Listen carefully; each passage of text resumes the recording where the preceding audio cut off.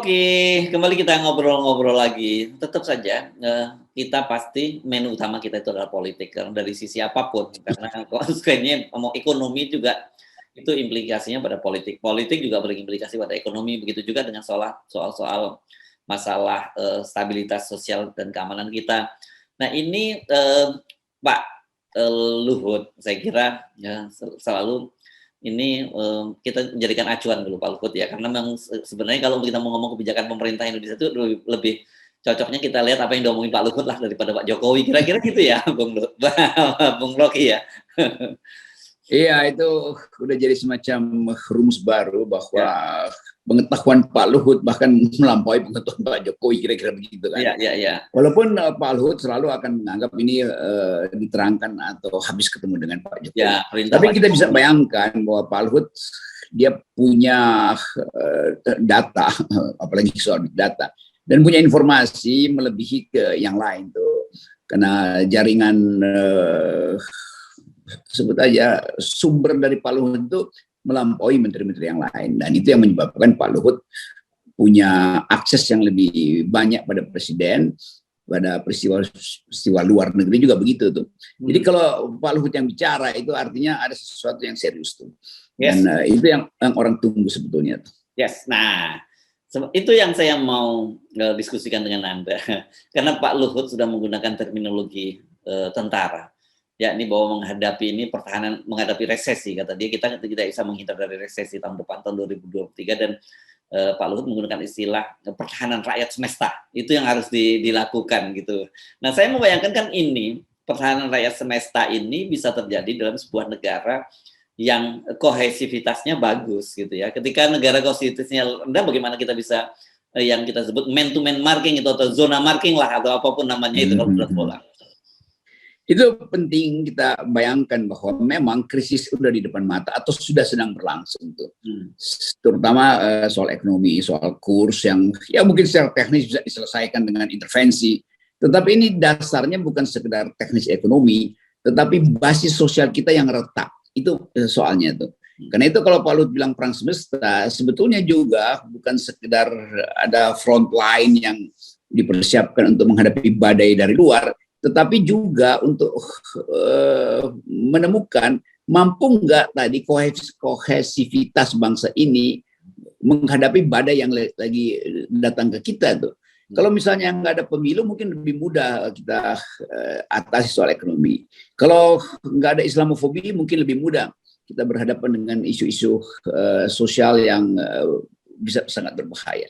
Tetapi itu yang nggak terjadi, justru orang masih bicara politik identitas tuh, orang masih berupaya untuk menghubungkan ini dengan strategi presiden memperpanjang 3 periode. Jadi tetap satu suasana yang juga terhubung dengan suasana di Malang yang kita bicarakan sebelumnya, bahwa kondisi sosial kita betul-betul berbahaya, dan bahaya itu yang ditangkap mungkin oleh Pak Luhut sebagai ya itu artinya mesti ada persiapan secara semesta itu.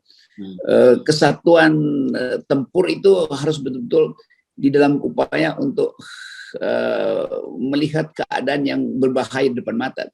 Jadi sekali lagi keterangan-keterangan semacam ini yang dihitung oleh dunia internasional, terutama oleh financial market yang sedang mengintai Indonesia sebetulnya. Kan tidak semua pemain finance dunia itu ingin berbisnis secara bersih, kan bisnis kotor tuh ada di mana-mana tuh. Jadi diincerlah Indonesia dalam keadaan rapuh. Nah itu saya kira sinyal yang membuat Pak Luhut mengambil istilah tadi, istilah yang dari kawasan yang dia kenal itu militer, bahwa harus ada, atau bahasa teknisnya army readiness, kesiapsiagaan tentara tuh. Yang disebut tentara sekarang adalah seluruh rakyat. Dan kalau tentara tentu ada disiplin, ada komando, ada hierarki. Tapi rakyat kan nggak bisa disiagakan seolah-olah menghadapi ancaman yang tak terhindarkan lagi. Padahal rakyat justru lagi mengalami perpecahan tuh. Jadi itu dilema dari Pak Luhut, berupaya untuk kasih semacam rasa aman, tapi pada saat yang sama keadaan sosial kita tidak memungkinkan orang bersatu. Ya. Kenapa? Karena ada persaingan politik pemilu yang betul-betul juga bisa menimbulkan ketegangan. Karena Anies tetap diincar, Pak Jokowi tetap berupaya untuk ngasih sinyal dia masih bisa mengendalikan keadaan, bahkan memperpanjang masa jabatannya. Itu soal-soal semacam itu yang berbahaya dari segi peta sosiologis kita. Kita teruskan ya, Pak Luhut kan menyatakan gitu. Nah, ini nggak bisa kalau kita saling menjelekkan, gitu kan. Nah, padahal justru yang tidak disadari oleh Pak Luhut itu sekarang, kalau ini kelihatan sekali, soal yang banyak membuat perpecahan jelek-jelekan itu justru partai-partai pendukung pemerintah. Dalam hal ini Anda tadi menyinggung soal Anies, itu kan kita udah mulai melihat itu langsung saja, tetap saja jualan lama yang sebenarnya sudah mulai tidak laku, tetap dihidupkan dari soal politik identitas. Bahkan juga saya nggak tahu isinya apa, yang jelas Gubernur Lemhanas Andi Wijayanto juga bertemu dengan Pak Jokowi juga meng-highlight soal itu, soal bahwa ada kajian soal politik identitas. Padahal kita sendiri ngerasa itu sebenarnya nggak ada politik identitas, tapi kenapa terus saja dinarasikan gitu? Ya karena kelihatannya memang itu yang akan diajukan sebagai kan selalu ada strategi kontra narasi itu. Jadi narasi Anies akan dikontranarasikan dengan politik identitas. Ya. Dan itu saya juga diskusi itu dengan beberapa pengamat di Malang dan merasa bahwa kenapa sih Pak Rocky itu identitas terus mesti diucapkan? Kan dari awal kita tahu bahwa Muslim itu memang mayoritas. Jadi ya berhaklah kami memakai identitas itu kan. Jadi kecurigaan ini yang akan terjadi gelut-menggelut dengan keadaan yang digambarkan oleh Pak Luhut kan. Kan mestinya kalau Pak Luhut mengambil tesis bahwa kita harus dalam satu line menghadapi badai ini, maka mestinya berhenti juga pemerintah mengeksploitasi tema-tema semacam politik identitas, kan itu intinya kan. Jadi seolah ada keseriusan bahwa kalau kita tanya di mana seriusnya sih, hanya karena Anies calon maka kemudian muncul istilah politik identitas, kan memang cuma itu kan.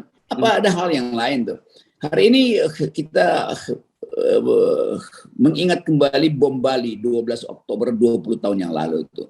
Dan semua orang merasa bahwa persiapan di Bali itu justru jadi tegang karena di Jakarta itu politik identitas diedarkan terus dan orang Bali mungkin merasa itu nggak ada soal lagi itu, yang penting ada persiapan keamanan. Tetapi bagi publik internasional yang akan datang ke Bali mengikuti G20 itu melihat apa sebetulnya yang terjadi di Indonesia, padahal sinyal Islamofobi itu udah dihentikan oleh pihak Barat sebetulnya. Kan seluruh keterangan tentang Islamofobi kan itu juga tema global, terorisme juga itu tema global tuh. Jadi bagian-bagian ini seolah-olah hendak disodorkan pada Pak Jokowi sebagai problem. Padahal nggak ada problem dengan politik identitas di Indonesia tuh. Itu kan sesuatu yang sifatnya dadakan aja kan. Tiba-tiba ngomong politik identitas tuh apa dasarnya? Berkali-kali juga kita masuk dalam masalah yang sama. Jadi hanya karena ada Anies, lalu dikaitkan Anies dengan politik identitas kan itu. Padahal Anies sebetulnya udah banyak survei yang menunjukkan bahwa kepemimpinan Anies di Jakarta itu sukses karena dia berprestasi, bukan karena dia Muslim atau didukung oleh Muslim. Itu masalahnya di situ. Jadi dengan mudah sebetulnya bilang aja Pak Jokowi kasih aja public address, nggak ada tuh politik identitas. Anies mau maju, tapi diukur berdasarkan prestasinya tuh. Kan itu kita tunggu itu dari Pak Jokowi sebagai kepala negara. Beri ketenangan supaya orang nggak mencurigai bahwa politik identitas adalah rekayasa untuk menghalangi Anies. Dan kelihatannya udah begitu terbentuk pikiran. Semakin rekayasa itu dilakukan, itu relawan Anies makin tumbuh di mana-mana. Dan saya membaca misalnya di Malang, itu relawan Anies itu udah banyak betul yang minta deklarasi dan menganggap bahwa kami dibiayai pusat apa nggak dibiayai pusat, kami bergerak sendiri. Jadi istilah relawan sekarang itu betul-betul otentik. Orang biayai sendiri kerelaan itu tuh. Lain dengan yang kemarin-kemarin relawan itu dibentuk dari pusat. Itu bedanya tuh. Iya.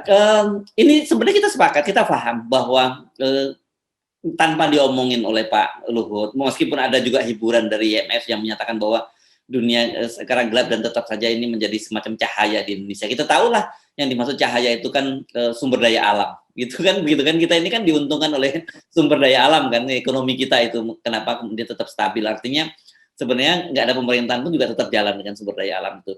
Tetapi kita juga tahu bahwa ke depan itu situasinya akan sulit dan tesis kita justru untuk menghadapi situasi yang sulit itu persatuan yang harus ditumbuhkan, kohesivitas yang direkatkan. Tapi justru kalau kita melihat narasi-narasi yang dibangun oleh pemerintah justru malah membuat kita tuh semakin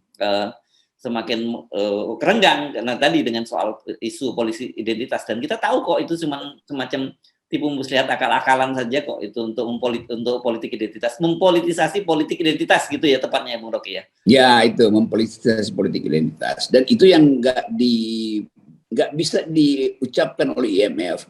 Jadi IMF atau financial market yang konvensional ini tetap melihat Indonesia yang nggak bakal bangkrut, kan kalian punya ekstraktif industri, punya segala macam sumber daya.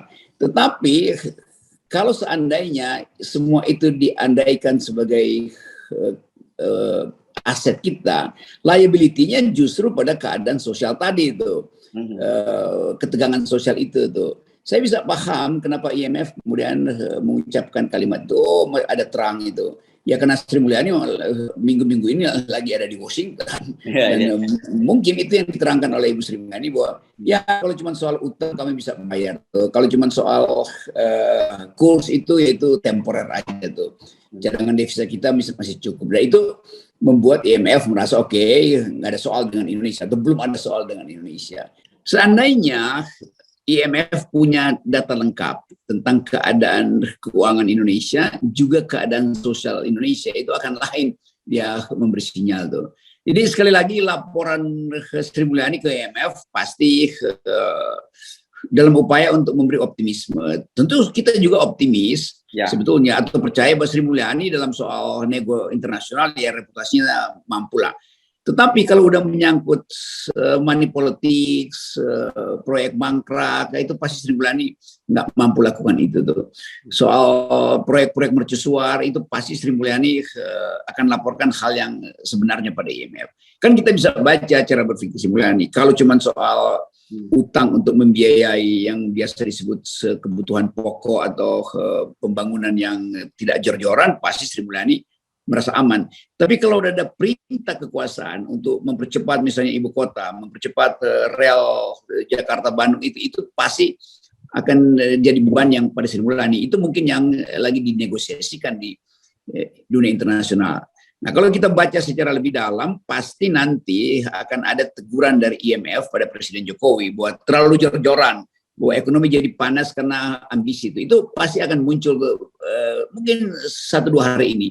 Tapi teknik IMF bisa kita kenali dengan baik bahwa oke, dia kasih spirit dulu pada Indonesia. Oke, itu masih ada terang kok. Tetapi jangan terang itu nanti lenyap oleh ambisi Presiden untuk membangun IKN. Jangan terang cahaya itu diredupkan oleh permainan kontrak yang membebani APBN karena harus membiayai mangkraknya kereta cepat Jakarta-Bandung. Itu kata bahasa IMF yang kita udah hafal. Terus sebentar lagi nanti akan ada teguran pada pemerintah Indonesia.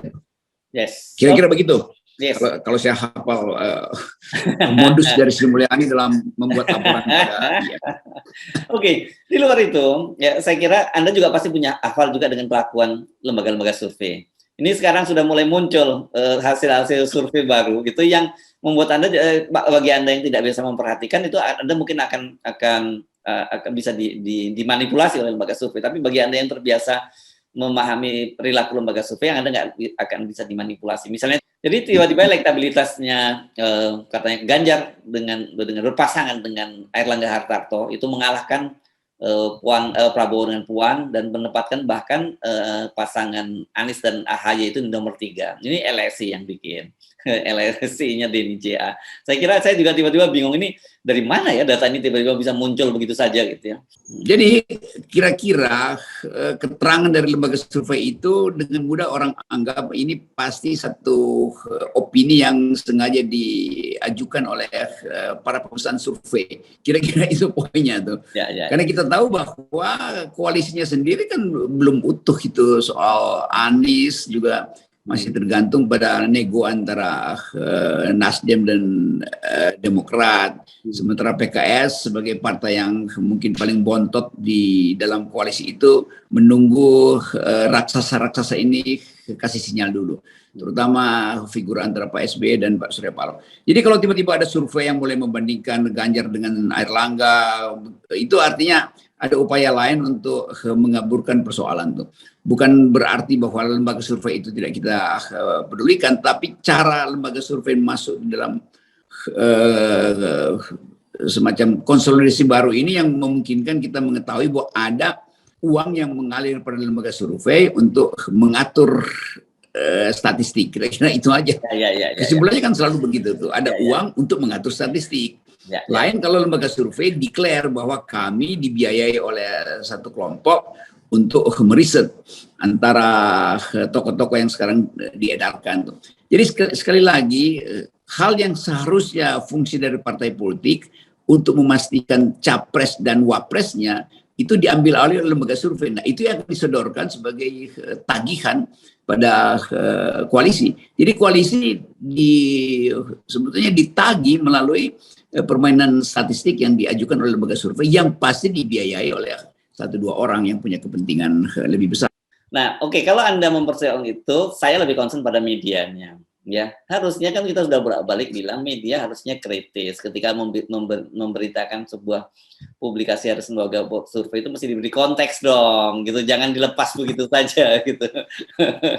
Ya, itu masalahnya. Media kita itu malas untuk lakukan counter research gitu dan menganggap bahwa yang diajukan oleh lembaga survei itu adalah berita. Bukan, itu berita tetapi di dalamnya ada advertorial.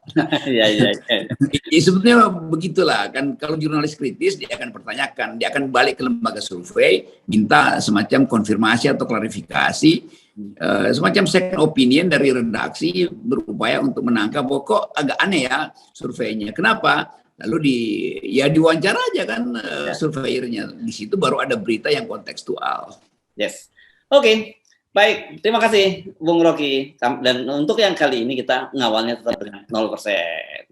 Ya, ini penyebabnya. Supaya media juga paham bahwa semua pembicaraan kita kalau nggak dikembalikan pada 0% itu namanya omong kosong tuh. Yes. Oke. Terima kasih. Terima kasih, Bung Rocky. Sip.